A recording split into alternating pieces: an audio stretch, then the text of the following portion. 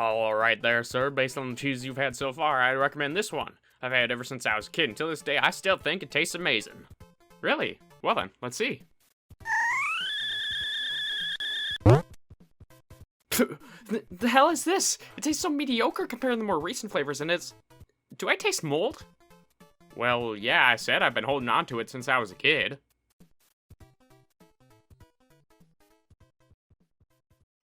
Resident Evil 4 is an acclaimed masterpiece that's been the favorite of many since 2005. I'm personally rather new to the Resident Evil series, my first game being the RE2 remake and then going on to play RE7 and the RE1 remake. I had decided to skip out on RE3 and watch a playthrough of it on YouTube due to monetary reasons, but I thought that for a game as hyped up as RE4, I should play it for myself. So I bought a copy of the Wii edition because I liked the pointer controls and it was cheap. But the more I played it, the more flaws I saw that really kept me from wanting to actually, play the game. You'll see what I mean, so let's just jump into the review. You start the game as Leon Kennedy, the protagonist of Resident Evil 2, who has been tasked to rescue the president's daughter Ashley from her abductors, a group known as the Los Illuminados. You don't know why exactly Leon was chosen to do this, much less by himself, but fuck it, we'll go with it. You arrive in the village where she's believed to be held in and proceed to wreak havoc trying to find her. And I mean wreak havoc. RE4 is definitely more action-focused compared to previous entries in the series, and as a result, a lot of changes have been made regarding the map design and item progression. In previous entries, you're plopped into a location free to explore at your own pace, avoiding zombies or whatever monster is present in that game as you scavenge for supplies, collecting upgrades as you go, creating this weird combination of survival horror and Metroidvania. But in RE4, everything is much more linear as you progress from A to B, with your main path usually being just this really long hallway with the occasional square in between. Oftentimes you'll end up being teleported to another section of the map due to a story sequence and have to make your way back to the main path, where you can sometimes take side paths back to locations you've previously been. These story sequences are, in my opinion, the best part of the game, hands down. Leon is cheeky as hell, and he's constantly throwing out these dumb one-liners that RE enthusiasts keep quoting to this very day. A lot of the voice acting is pretty mediocre, but in the best way possible, as it reminds you of like this B-movie horror film. And honestly, that vibe suits this game perfectly. Leon's VA is actually pretty good, and it makes him seem so much more competent compared to the rest of the characters, and makes all of his jokes land that much harder. The narrative is actually really well written, and all the characters you meet are great and awful in all the best ways. I mean, Ashley and Louise are a pain in my ass sometimes, but they have their own charm to them. All the animations are incredible for the time, and when I can look through the pixels, the environments are incredibly detailed and genuinely creepy. The character interactions between Leon and the villains are always the best part, and the story is basically just a sideshow to Leon's wild ride. You're not going to get any insane character development or anything like that, as most of this game is pure gameplay, so enjoy these moments while you can. But not everything is sunshine and roses. Quite the opposite, in fact. Everything looks murky brown, classic of all these early 2000s shooters, and it does not do this game any favors. For the entire first half of the game, you're usually just going down a hallway, and when you're not, you're in this cluttered square with many objects and enemies around. I often had no idea where I was going, since there are lots of houses and structures around that make the place a literal maze. Nothing looks distinct from one another, so it becomes extremely hard to tell if you've been there before. Perhaps this wouldn't have been as much of an issue if I were playing on PC, but I still feel like it bit me harder in the ass than a Great Dane that was forced on a keto diet. However, there are some really interesting locations that I actually enjoyed. Sometimes you can actually get some nice level design. The castle was a nice change of pace, and instead of brown dirt on my screen, I got gray bricks. I'm kinda kidding though, it was mainly the town and first half of the castle that I kept getting turned around in, but a lot of the locations in the last half of the game look visually stunning and still hold up pretty well. Well, I mean, they still look like the staff turned the saturation way down, but they still look good. There's a lot of variety in its locations, and just when you get tired of one location, you end up in another. It was still easy to get lost though, and I had to open up my map a lot to make sure I knew where I was going. But since the map takes a few button presses and a couple flicks of the control stick to open, this gets old pretty fast. As you're exploring, you'll get the option to backtrack or take a side path at some parts, but none of the side paths ever felt rewarding. Whenever I went down a side path, it just resulted in me losing precious health and ammunition that I would need in order to progress. I never really found anything of value other than tears and self-loathing. After all, at most I would have only gained treasures and not any permanent upgrades. These treasures are spread throughout the map and you can combine and sell them for profits. Speaking of which, the biggest change is the presence of the merchant. You can find money hidden throughout the map and on the corpses of the cultists you kill, which you can then use to purchase new weapons and upgrade old weapons. Collecting treasures in order to sell them is basically a requirement, as if you don't increase the firepower of your weapons, you're going to be wasting a lot of ammo that you could be saving. I made the mistake of not knowing treasures existed throughout most of the town section, and as a result, I was low-leveled, low ammo, and low funds going into the following area. I felt like I was behind in terms of my weapons for the rest of the game. Speaking of weapons, when you purchase them, you get to put them in this cool-ass Itachi case that you can rearrange in order to make all your weapons and items fit. Everything takes up an amount of space, and sometimes it feels like I'm solving a fun little puzzle whenever I get new items or weapons. You know the game did some things right when even inventory management is fun. However, the weapons themselves do have a bit of a problem. You'll never really know whether the weapons at the shop will end up being better or have the potential to be better than the ones you currently have. The merchant ends up selling 5 different handguns, so how the hell am I supposed to know which one's better? I know I can look at the stats, but I might as well just keep upgrading the gun I currently have instead of constantly buying and selling handguns. But then I don't get to know what the new guns are ever like, so there's just no winning. I have limited inventory space, so buying all of them isn't an option either. And when I tried out a few of them, it felt like a lot of these different weapon models end up existing for the sake of existing, and not much more than that since they all play relatively similar. The differences between each of them feel so minuscule that it's like trying to tell the difference between identical twins. Like, sure, one of them might have longer hair, but their faces look the exact fucking same. I'd rather just put in a couple thousand to one of the stats and call it a day. Of course, there are some exceptions, such as the semi-auto rifle compared to the normal rifle, but most of the time you can't tell the difference. Moving on to actual combat, you move around using tank controls, meaning left and right on the joystick rotates the character, and up and down makes you go forwards and backwards. Usually you would use the left stick to strafe and the right stick or Wii pointer to rotate the view. Because of this, you constantly have to stop and rotate in order to get around a room, and since you're dealing with mobs of enemies at a time, this lag of mobility kinda blows. Some may argue that the clunkiness creates tension and that it makes enemies more of a threat, but I argue that's just more frustrating than what it's worth. If someone sneaks up behind me when I'm dealing with someone in front of me, I have to slowly turn right or left and then walk forward in order to get out of the pincer, or turn all the way around to deal with a guy who's so close that I can personally feel him giving me a hickey.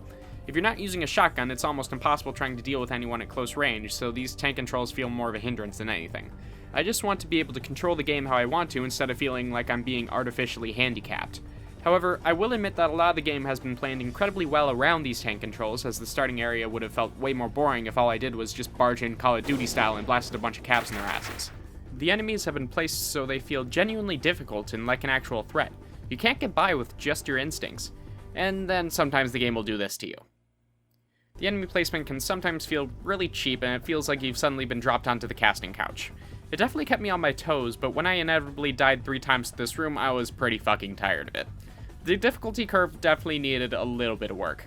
But everything else about it is pretty kick-ass. The shooting is accurate and responsive, and I never felt like anything was outside of my control.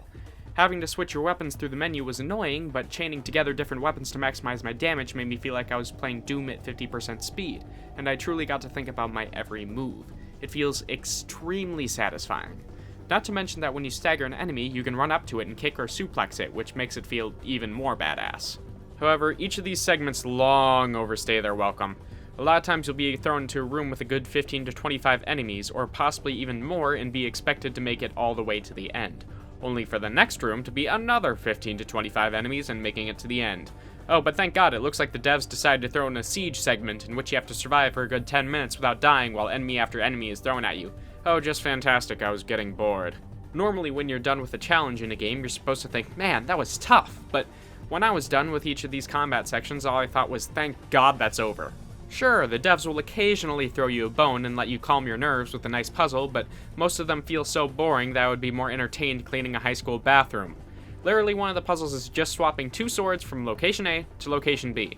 Since most of the game is just combat and not really any exploration or downtime, it really loses a lot of its horror themes.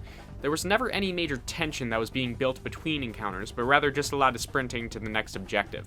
I never felt cautious because there was never anything scary or any sort of dread I felt when walking to the next objective. Sure, when a new enemy type is introduced, it's scary as hell because you don't know what they're gonna do and often look pretty gross, but once you get used to them, that feeling slowly goes away for a good 3 to 5 hours until you meet the next new enemy. It really keeps you on your toes though, which is much appreciated. But the sound design leading up to these moments is really fucking good. Suddenly hearing a chainsaw coming from behind you or the low growls of a regenerator really get your heart beating, and that's how this game does horror the best. Outside of battles, the tension is pretty much non-existent because all the environments are creepy and you get used to it, but the further into a battle you get, the more this tension rises because the horde keeps growing in size and you don't know what horrible enemy the devs are going to throw your way next. The music knows when to enter and when to exit to make the most out of the emotions of the player. You can tell that if the devs wanted to make a horror game, they definitely could, but they deliberately chose not to in favor of this action-based combat. Unfortunately though, after a certain point a lot of these fights don't even feel challenging, just tedious. You know exactly what to do, but making a single mistake can easily get you killed and send you back a good 5 to 10 minutes in progress, especially with these chainsaw guys as they kill you in one hit. The encounter music you're hearing right now is what I hear right when I'm trying to fall asleep.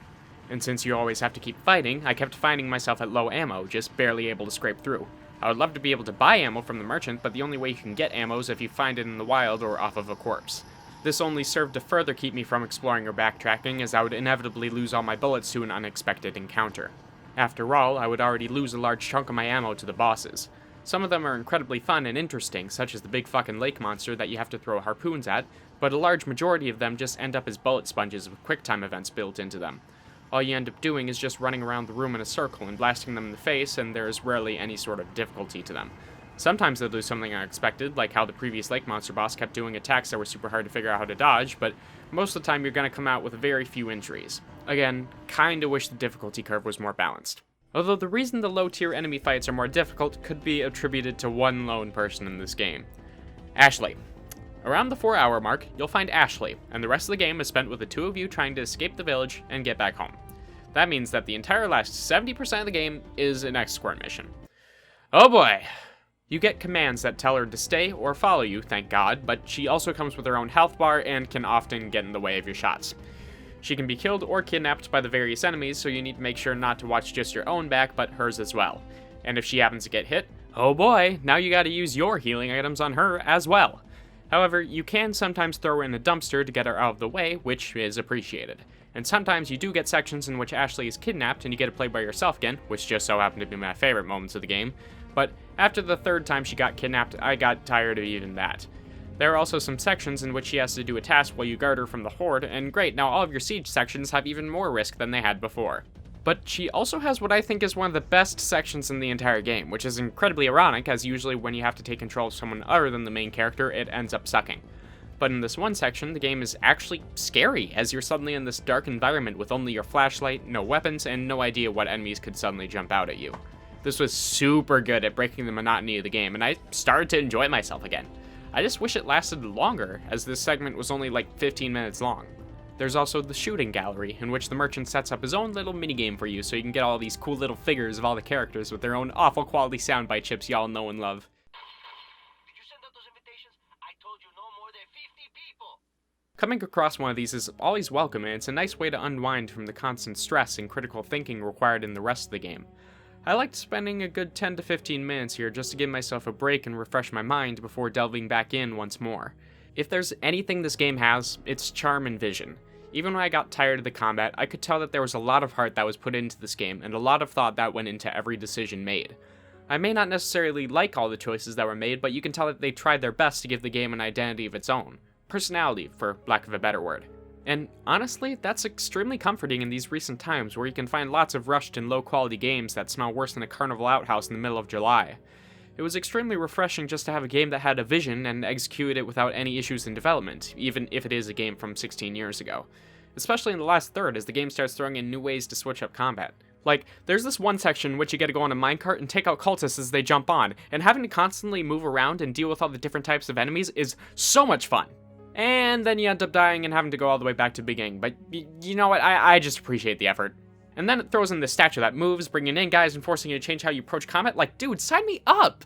I was honestly super impressed with how they began to change the formula in this section, but I still feel disappointed that they didn't do this for the first half of the game. I was just feeling so burnt out by the combat and bland environments and bosses up until that point, and I'm genuinely glad that I stuck through with it. Even dying to the QTEs doesn't feel so bad because they end up being morbidly funny in some way or another, similar to that one scene in Spider-Man 2. There's a lot of stuff I haven't even mentioned too. Like, some of the boss fights actually kick it into high gear towards the end, and I was super invested in them. Lots of things that I can't talk about without spoiling them for anyone who hasn't played RE4. Overall, I'm not exactly sure whether my experience with the game was positive or negative or something in between. The highs were high, but the lows were also extremely low. If you're playing on original hardware, the resolutions and textures make everything look like a sloppy, incoherent mess that makes it hard to know exactly what you're looking at. The tank controls are hard to get used to and make it hard to get around during combat, often resulting in a lot of shots to the back and being surrounded on more than one occasion. Ammo is hard to come by and it'll be really hard to skate by sometimes. You're gonna die a lot to things that you feel are outside of your control. The entire first half of the game feels rather lackluster, and it's hard to get completely invested until the game starts introducing new environments. The music doesn't really stand out on its own, and can be often repetitive considering how many combat encounters you get into. The pacing and tempo feel rather bumpy, as some of the combat sections go on for way too long when I just want a few minutes to collect myself doing a puzzle or watching some cutscenes. The enemy placement could use some work in some areas, and it could stand to brush up some of the early game bosses. But what it does have is some of the best I've seen in video games, period. The cutscenes are cheesy and wonderful, the methodical approach to combat's incredibly fun, like choosing the different weapons to blast your enemies with is absolutely satisfying, there's personality oozing out of the edges, and stringing all these aspects together creates an experience unrivaled by any other game. I wish that other games were able to plan their environments around the controls as well as RE4 was able to. While I played this on original hardware for the sake of accuracy, there is a super good fan-made remaster with all the textures being rendered in 8K and reshading so that everything looks so much more vibrant compared to the murky browns of the original. You do need to own the PC port of the game though. I highly encourage you to play that for yourself if you want to experience RE4 in the best way possible. I guess, all in all, I'm just glad that I played it and was finally able to get it off of my bucket list. I understand why it's so beloved, and I personally can't wait for the RE4 remake when it comes out in, 2023 or whatever. While I personally think that RE2 remake and RE7 were better games, I can see the appeal that something like this has. It's like watching a really good B-movie horror film instead of watching something like Alien. Or rather, it's the Aliens to Alien, if that makes any sense. Now, if you'll excuse me, I need to go to the hospital since I'm lactose intolerant. Then why in the hell did you eat all this cheese?